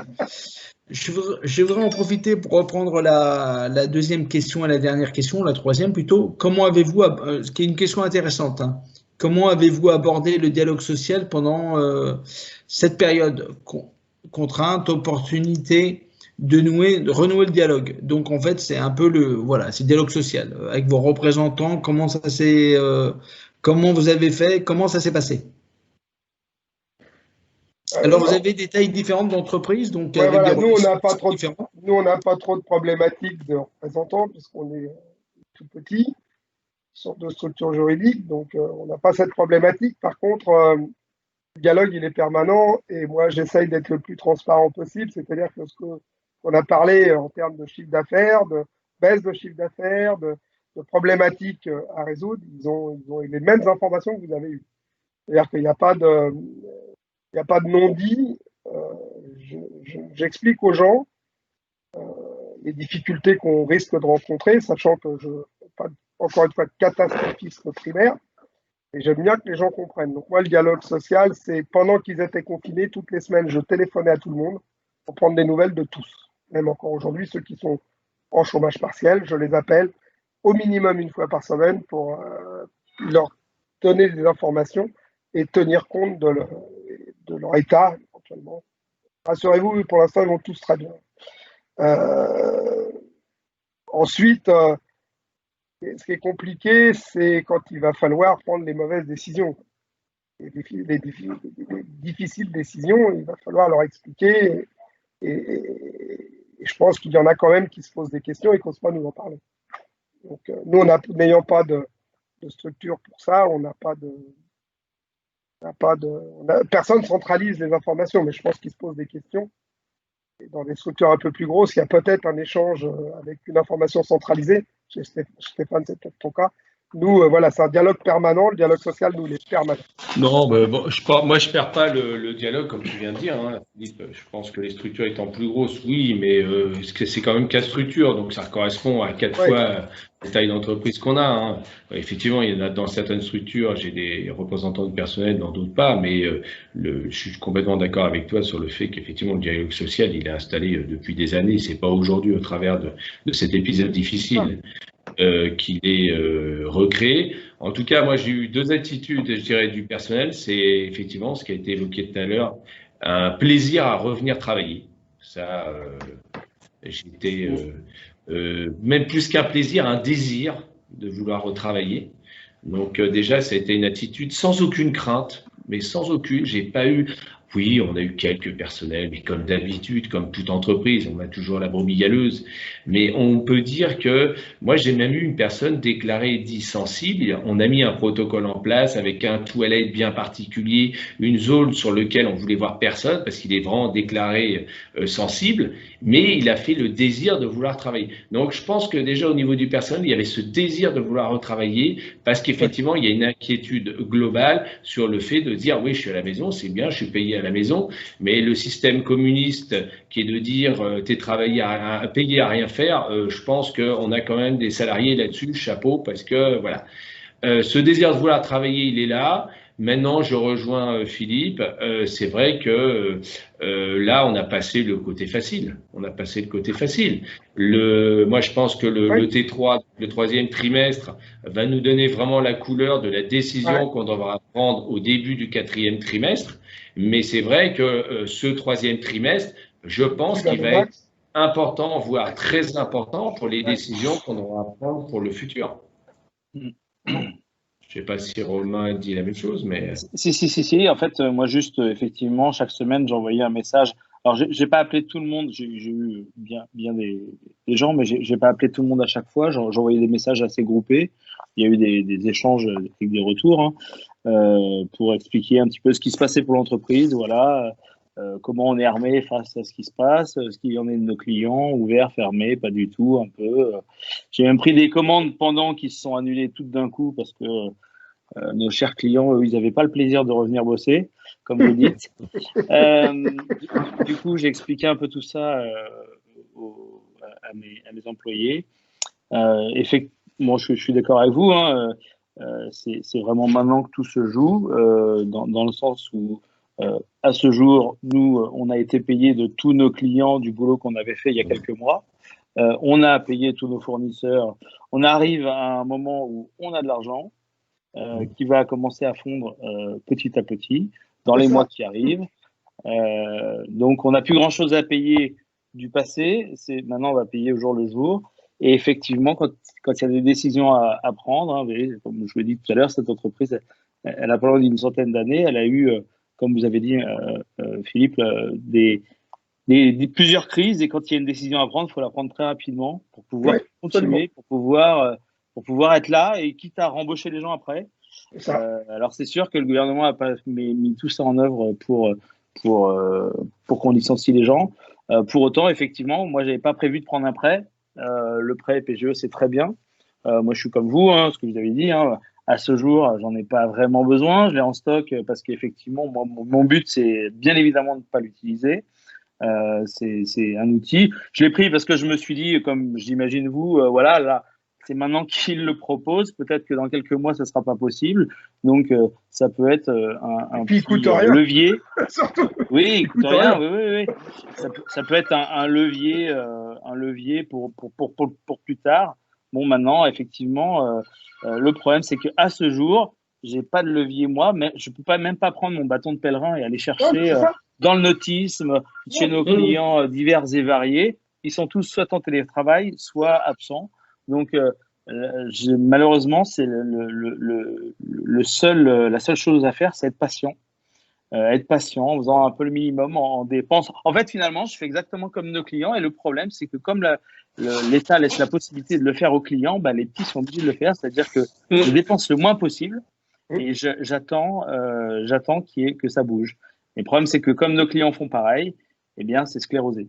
Voilà un petit peu. Moi, voilà mon ressenti. Et effectivement, il n'est pas impossible que on doit se séparer d'une partie de nos coûts fixes. Alors, effectivement, ça passera aussi par un peu de monde, quoi. On peut reprendre, ça nous est déjà arrivé, parce que, comme j'expliquais lors de la préparation, dans notre domaine, nous, des fraiseurs, je vous apprends rien, mais ils ne s'en font que très peu. Ou alors, il faut aller se trouver vraiment des perles rares. Nous, quand on recrute, c'est parce que malheureusement, il y a une boîte qui tombe, souvent. Enfin, c'est souvent ce qui se passe. Mais on a du matériel c'est high-tech qu'on n'a pas envie de mettre dans les mains de n'importe qui pour l'abîmer. Donc, effectivement, comme vous l'avez dit, moi, j'ai pas signé pour licencier mes employés, quoi. J'ai pas fait ce métier pour licencier du monde. J'ai plutôt fait ce métier pour pouvoir continuer une belle histoire et pour pouvoir qu'on s'épanouisse tous. Donc, si ça doit arriver, on le fera. C'est le rôle du dirigeant. Mais malheureusement, en ce moment, il n'y a pas de levier. Il n'y a pas de levier. Ah non, et puis je pense qu'on ne nous en donnera pas. Dans tous les cas. Là, aujourd'hui, il va y avoir toujours la même problématique. Les gros vont être servis et les petits ramasseront les miettes. Soit les clients ils décident de donner du boulot au PME et de revenir en septembre avec le boulot qui a été fabriqué, soit il n'y a rien du tout et ça sera septembre-octobre, ce qui probablement se profile. Alors, nous, vous voyez, par exemple, pour les vacances, on ne ferme jamais, donc on a toujours un roulement. Donc, effectivement, je crois de fermer, pas fermer. On va plutôt penser pas fermer et avoir un roulement, alors ça sera un roulement de chômage de vacances, quoi. Ouais, mais ça rejoint ce que disait Philippe. Nous, la grosse question, justement, par rapport à ce que tu dis, Romain, c'est effectivement les congés du mois d'août, effectivement, sachant que le chômage, avec la règle, même si elle est moins favorable, elle va aller jusqu'à fin août. La question que je me pose, c'est est-ce que je mets au mois d'août le personnel en chômage ou je les mets en congé? Il y a deux choses. Et la première, c'est pour l'entreprise, ça coûtera moins cher qu'ils soient en chômage. Pour autant, si après ils prennent tous leurs congés en septembre-octobre et que tu as du boulot, tu auras besoin du personnel. Non, mais tu vois. Stéphane, tu dis que le chômage s'étend jusqu'au 30 août. Moi, je n'ai pas entendu de date. Alors, donc, le chômage partiel au travers du Covid a été accepté à hauteur de maintenant jusqu'au 31 avril 2021 à raison de 1600, pour un total de 1600 heures. D'accord? Ce qui te fait quasiment 10 mois de chômage partiel. Pour autant, tu ne connais pas les valeurs et pour l'employé et pour l'employeur. Oui, d'accord. Mais donc, ça, d'accord. Okay. Voilà, c'est tout. Oui, parce que si je peux me permettre, si je peux me permettre une chose, c'est que effectivement, le chômage partiel à 84%, c'est déjà beaucoup, parce que en temps normal, c'est 7 € de l'heure. Ouais, c'est ça. Oui, Oui, non, oui, oui, en Ils plus, tu ont as à raison, 100% Romain. du Oui, salaire. oui. En C'est plus, sûr c'est que si une c'est valeur ça, les par gens vont rapport au licencier SMIC. directement. C'est ça. C'est C'est pour une ça valeur que par je rapport au dis. Ils ne vont pas passer de 85% à 7 euros. Ça serait un tsunami. Mais effectivement, déjà, payer 15%, c'est déjà acceptable. Ça dépend de la trésorerie qu'on a, Acceptable. bien Non, mais évidemment. Mais si c'est 7 euros, c'est pas la peine, c'est autre chose. Hein. c'est 2 emplois qui sautent. Et puis... Moi, ce que je pense, alors voilà, si les gens du Ravi pouvaient remonter cette info, c'est que ça serait vraiment bien de déconfiner le chômage partiel pour les gros avant de le faire pour les petits. Puisque le temps que la machine se mette en route, bon, après, Ouais. moi je dis ça, effectivement, hein, c'est un intérêt pour Ouais. que le tissu, Valérie Pécresse était ce matin sur BFM, elle parlait du tissu, de la vallée de la Seine, etc. C'est super, hein, mais il y a des trucs à imposer, quoi, évidemment. Je suis d'accord Voilà, avec Romain. Mauvais. Moi, honnêtement, dans le discours étatique, j'ai rien entendu. Et dans Luc Châtel qui défendait donc la PFA, j'ai rien entendu pour le soutien effectivement aux sous-traitants et on en fait partie. Donc c'est vrai que j'entends les gros, j'entends rien pour les sous-traitants. Hein. Alors, il y a un chapitre, hein, bon, je vais pas défendre, hein, mais il y a bien un chapitre qui parle des sous-traitants et des fournisseurs, notamment une des mesures phares et une mesure qui a été mise en place en début d'année, qui était une mesure à propos du diesel, hein, l'impact diesel, mais là qui va être élargi à l'ensemble des acteurs de la filière automobile, c'est-à-dire avant, c'était une baisse d'activité liée à la baisse du diesel. Maintenant, c'est une baisse d'activité dans l'industrie automobile avec deux mécanismes. D'aide qui est une aide en termes de stratégie, pouvoir mettre un consultant pour voir des marchés, pour pouvoir se diversifier, etc. Et puis, il y a un autre point qui concerne les petites entreprises. Mais là, ça, c'est un truc qui se fait sur 4 ans, 3 ans. Enfin, là, c'est immédiat. Hein. L'action à faire maintenant. Oui, et l'autre point, c'est un fonds d'investissement pour pouvoir soutenir les entreprises. Voilà. Alors, il y a un outil aussi, on n'a pas évoqué, nous, qu'on a mis en place et qui est apparemment qui marche très bien pendant la période du Covid, c'est tout ce qui est formation quand même. Alors, c'est pas valable. Parce qu'après, vous ne pouvez pas licencier. Vous n'avez pas le droit de licencier. Vous n'avez pas le droit de licencier si vous faites des formations. On ne peut pas licencier si on fait des formations pendant le. Oui, tout à fait. Si on fait du FNE 100% à hauteur de 1 500 € par salarié en chômage partiel qui fait de la formation, la contrepartie est de ne pas pouvoir le licencier. Et sur quelle durée? Ah bah. D'accord. En même temps, malheureusement, c'est un cataplasme, ce truc-là. Parce que de l'information. Ça fait pas venir les clients. Oui, non, mais le problème n'est pas le cataplasme des gens. Alors, à une époque, moi, je me souviens avoir bossé sur un projet électrique, de voiture électrique. Il y avait un appel à projet 2009-2008, à peu près une des dernières crises, où on a beaucoup travaillé et on a beaucoup œuvré avec Ségula. Et en fait, Ségula, c'était une façon d'occuper ces gens. Oui, tout à fait. En fait, tous ces gens étaient en formation. C'était personnellement, j'appelle ça de l'abus de biens sociaux. À ce jour, le problème, c'est pas la compétence des employés, c'est le travail, c'est le fait d'avoir.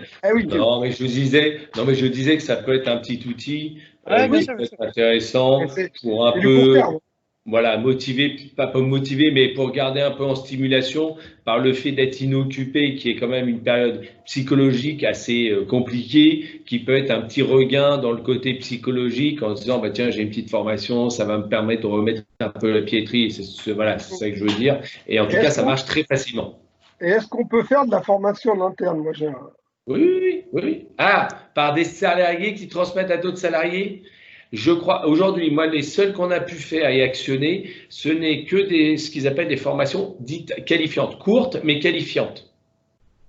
Qualifiante comment? Quand tu le fais en interne, il n'y a pas de diplôme. Oh, honnêtement, tu verrais, c'est des sortes de QCM, c'est-à-dire que la personne reçoit une formation et à la fin, elle a une sorte de support et elle coche des réponses. Et ça, c'est ce qui permet, entre guillemets, d'apporter une qualification à la formation. Moi, j'ai besoin de le faire.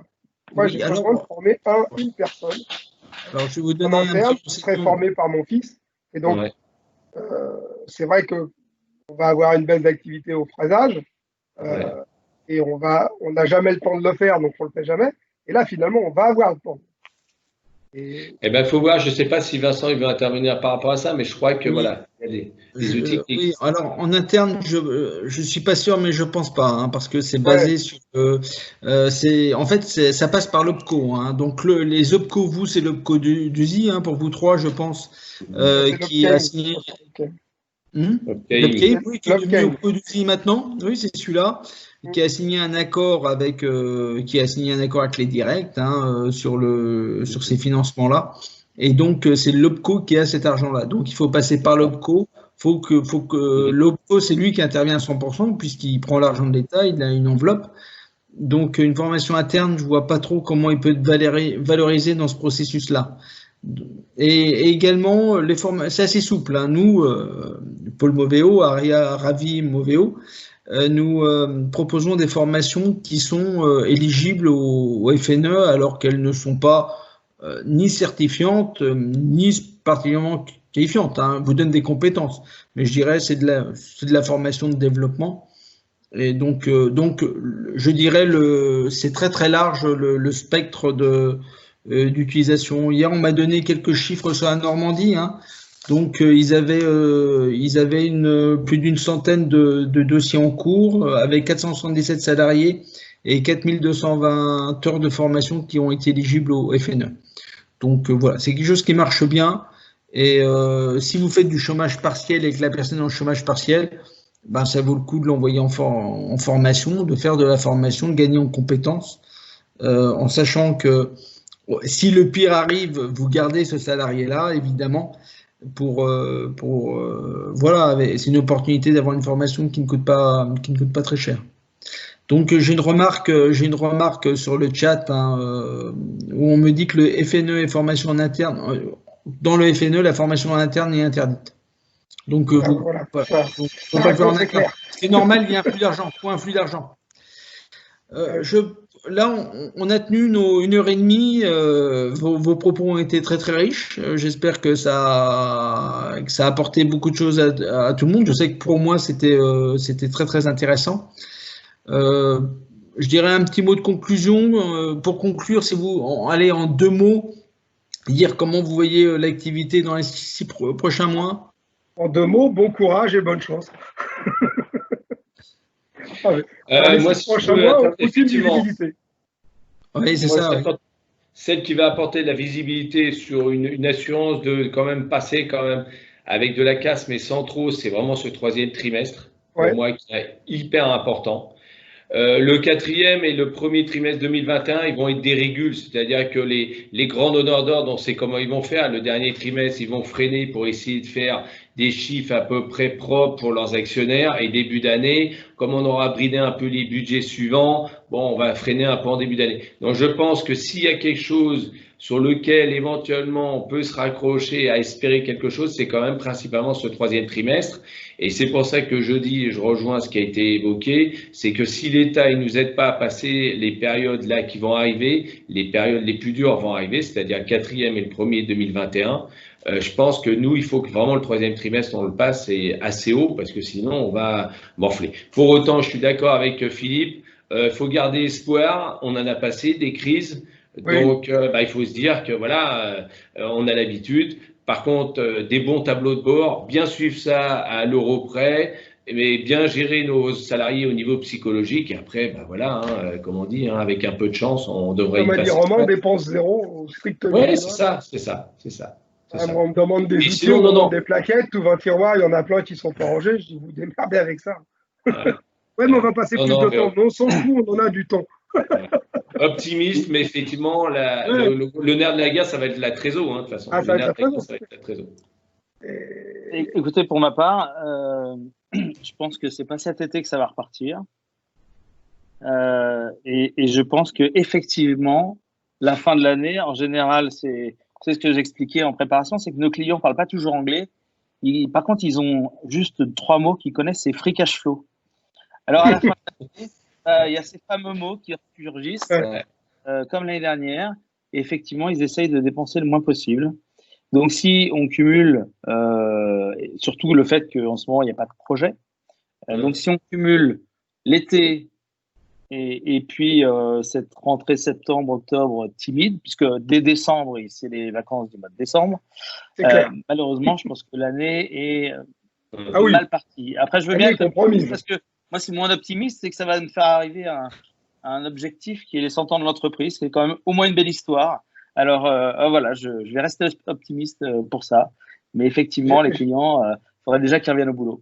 Voilà. J'ai juste une question à vous poser. J'ai oublié de vous poser. Est-ce que vous, dans vos activités, donc on n'est pas tout à fait dans les mêmes secteurs, vous aviez déjà senti un ralentissement économique en 2019 à partir de juin? Écoutez, un petit peu à les vacances avec un ralentissement. Parce que moi, si je regarde purement mes chiffres, on a fait une très belle année 2019. L'année 2020 démarrait plutôt pas mal. Et pourtant, moi, ça fait 2 ans que je dis on va vers une crise et on va en prendre une dans pas longtemps.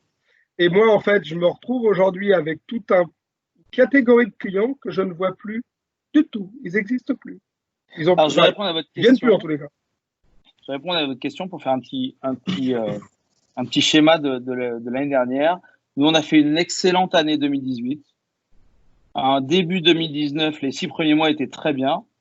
On a gagné de l'argent qu'on a perdu dans les 6 derniers mois. En fait, de septembre à décembre, c'était l'affaire Carlos Ghosn pour Renault, la RH qui a repris. Bon, voilà, il fallait pas dépenser d'argent, que ça soit pour eux ou pour d'autres domaines. Moi, j'ai fait rentrer une machine en septembre parce que les gens de chez Safran m'avaient dit les cadences vont doubler, etc. Effectivement, c'était pas vraiment ça. Donc, en fait, depuis septembre, on cumule le fait que PSA va à l'étranger ou ils ont pas ce qu'aimerait le retour aux bonnes pratiques dont on parle n'est pas appliqué par tous. Donc, je cumule ça chez PSA, chez Renault, de l'attentisme, pas de projet. Chez Safran, Airbus ou d'autres, effectivement, vous prenez le Boeing qui est aux États-Unis, qui est à terre, mais quand même à mal un bon nombre de sociétés aéro françaises. Donc, du coup, dès qu'il y a un petit pétouillon, c'est ce que vous disiez, c'est la bataille des prix. La bataille des prix, c'est les gens de chez Safran, la 380 qui s'arrête, ça avait vraiment bossé beaucoup d'entreprises, et notamment en interne chez Safran au Havre. Donc, du coup, ils vont récupérer des productions qu'ils avaient confiées à des gens comme nous. Donc, voilà. Et finalement, quand on fait un spectre industriel, il y a quand même… ça allait pas bien déjà avant le Covid. Ah oui, non, c'était pas.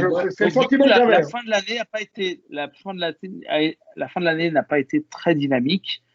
Pour autant, il y avait quand même un petit peu de boulot en début d'année 2020. Voilà. Alors, moi, je vais apporter juste un petit côté optimiste. Ouais. Je vais apporter un petit côté optimiste et j'ai vu que je crois qu'il y avait Sophie dans les interlocuteurs à Vincent.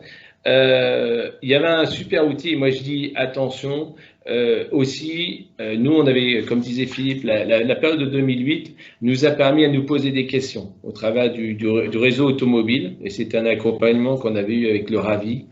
On s'est posé la question de si on devait continuer en automobile à l'époque en 2008, d'accord? Et aujourd'hui, moi les secteurs d'activité, j'en ai un certain nombre, ils ne dépassent pas 40% et un client, il ne dépasse pas 17%. J'ai rebalayé sur toutes les boîtes, d'accord? On a une entreprise qui est, elle, par contre, fortement exposée et justement, elle est par terre. Elle est celle qui a le plus de chômage parce qu'elle est liée qu'à l'aéronautique. Donc, ça veut dire que je crois que si on doit regarder le côté optimiste, mais je crois que Philippe le disait, par l'exposition, par exemple, à un secteur comme le sport automobile, il suffit qu'il y ait une panne à un moment, ça peut être délicat. Donc, je pense qu'à un moment, cette réflexion collective qu'on avait tous mais qui n'est pas facile, hein, parce que je ne vais pas vous dire que c'est facile de passer d'un secteur d'activité à un autre, parce qu'ils ont tous leur langage, toutes leurs règles, toute leur vision, leur façon de faire comprendre que quand vous faites de l'automobile, oulala, vous n'allez pas faire de l'aéro, ou inversement, parce qu'ils sont très sectaires, ces gens-là, entre eux. Malgré tout, je reste convaincu que si aujourd'hui, moi, les entreprises, elles ont passé ces écueils-là, c'est qu'on a pu faire qu'on peut répondre aujourd'hui énormément à un secteur qui est le militaire, énormément à un secteur qui est l'automobile, un peu moins l'aéronautique, et que peut-être hier, c'était plus l'aéronautique, etc. Donc, je pense que quand même, et là, on parle de futur à moyen terme, il faut que quand même un certain nombre d'entreprises qu'on ait, il y a un moment, il faut vraiment que chacun, on se pose des questions sur la diversification et la nécessité à se diversifier et dans les secteurs d'activité et dans les clients. Ça, c'est, je pense… Si je peux juste rebondir sur ce que vous dites. Effectivement, moi, j'ai repris cette entreprise il y a environ une quinzaine d'années. On était très, très auto. Hein. C'était Warby client. Hein. C'était les anciennes PME assez niches. Et quand j'ai repris, on s'est diversifié dans le nautisme. On faisait quasiment 30-35% de notre activité dans le nautisme. Et puis en 2008-2009, bah, effectivement, hein, les clients n'achetant pas de voitures, ils n'achetaient pas non plus de bateaux. Donc le nautisme a vraiment une vague très très compliquée.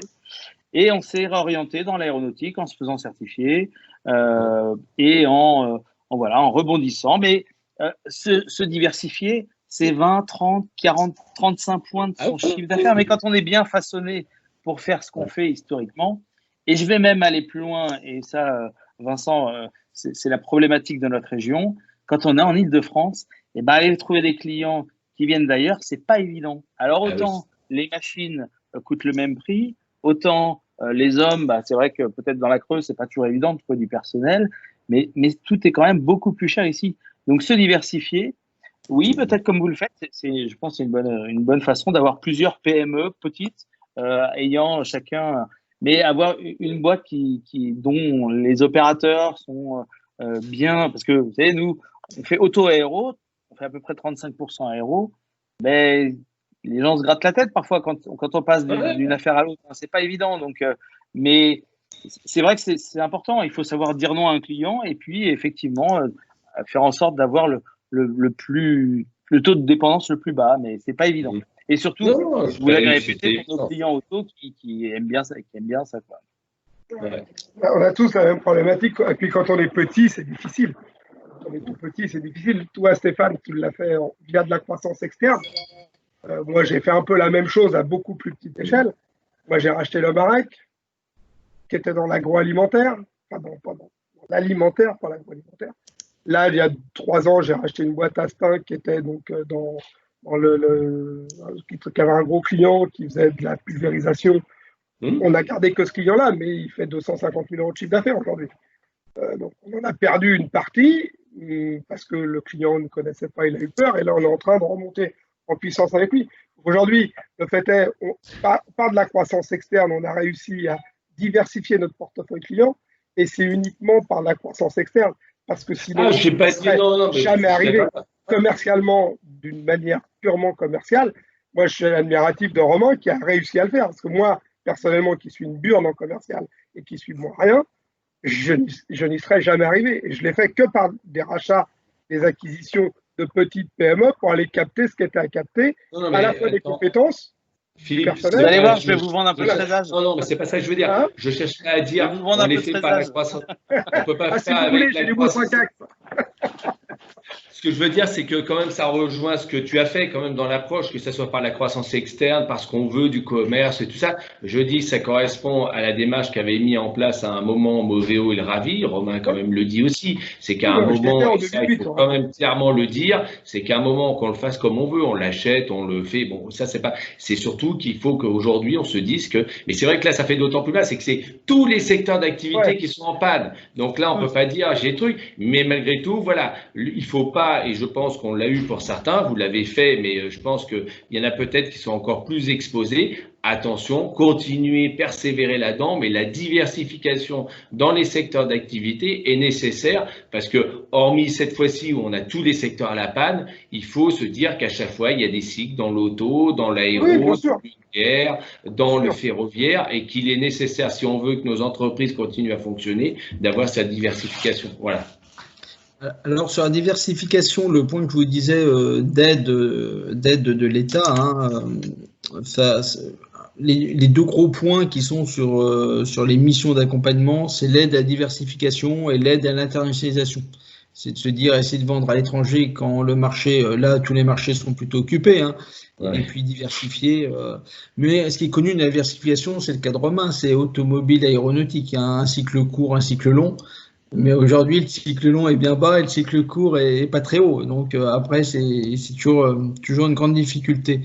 Je vous propose sur ces conclusions, je vous propose de finir ce webinaire qui est vraiment très très riche, très intéressant, qui est enregistré qu'on pourra retrouver également sur notre site, hein, en replay, sur lequel je vous enverrai le lien ainsi que toutes les personnes qui nous écoutent. Donc à nouveau un très grand merci pour ces échanges très riches. Merci beaucoup pour votre temps et vos apports. C'est